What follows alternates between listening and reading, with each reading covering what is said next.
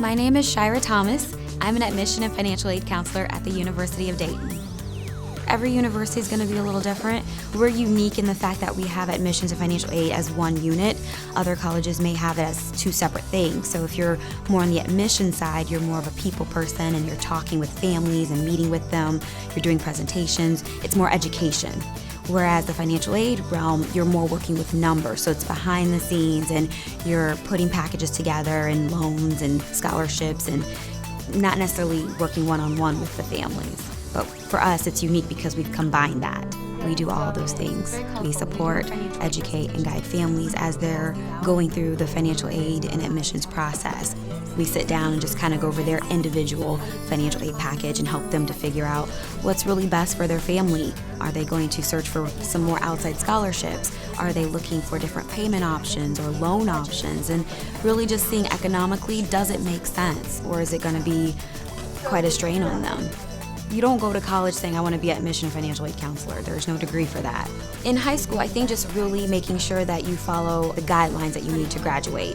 But in addition, take 4 years of science, take 4 years of math, take some type of financial literacy class. I think it's one of those things where people see something in you that you're a people person and that you are good at giving presentations and you're good at helping people to navigate through things. You just need a bachelor's degree. And some experience, I would say, showing that you've had some management or leadership skills, and then whatever experience that you have, how you can make that applicable to this position.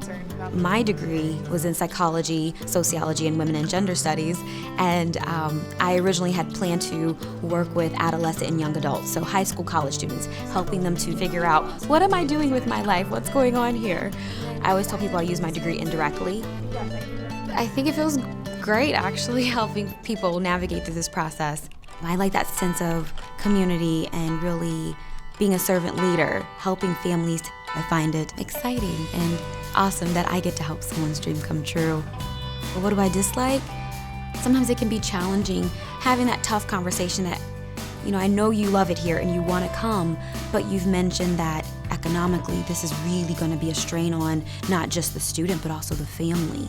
So having that discussion with a family and saying, I know this is your dream and I know you want to send them here, but economically maybe it just doesn't make sense. I don't just say, no, you can't come. It's, okay, this might not be the path, try this.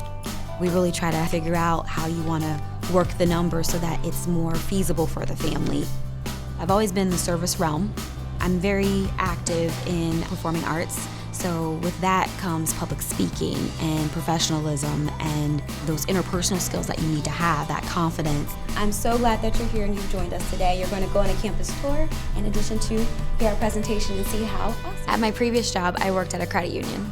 I was the manager of education and community development, and we had many branches inside of the high schools where I would give presentations, talk to students about financial education and literacy and how important it is to learn those basic skills and to really practice it. So not just talk about it, but have the students come in and open up an account and learn how to keep track of their registry.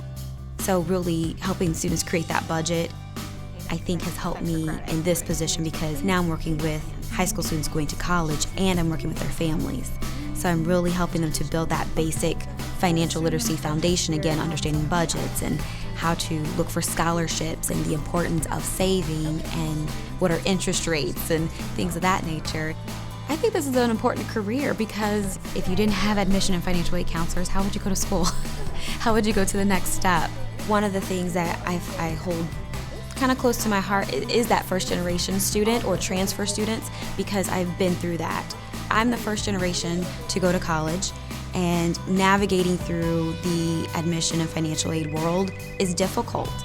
Admission and financial aid, this is Shyra. How can I help you? It's nice that I can get phone calls or have people come in my office and they are where I was.